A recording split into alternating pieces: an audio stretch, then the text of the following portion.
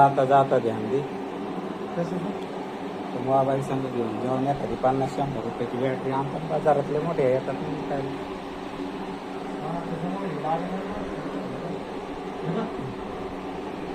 फुगली ती सगळे किती वाजता राहणार तुम्ही?